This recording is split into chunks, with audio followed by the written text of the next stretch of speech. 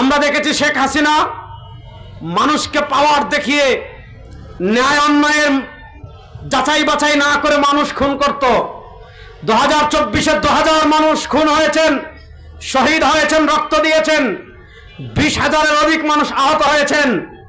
2024-এর জুলাই আগস্টের গণবিপ্লবের 1 বছর পূর্তি হয়েছে, কিন্তু আমরা অত্যন্ত দুঃখজনকভাবে দেখছি বিপ্লবের 1 বছর পূর্ণ হয়েছে, আমাদের দেশের মানুষের জানের নিরাপত্তা এখনো পায় নাই।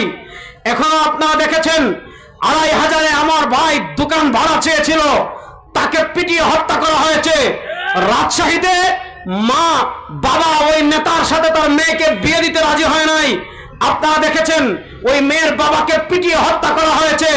আপনারা দেখেছেন ভুলায় স্বামীকে বেঁধে স্ত্রীকে ধর্ষণ করা হয়েছে। পুরান ঢাকায় সোহাগকে পাথর দিয়ে মেরে হত্যা করা হয়েছে।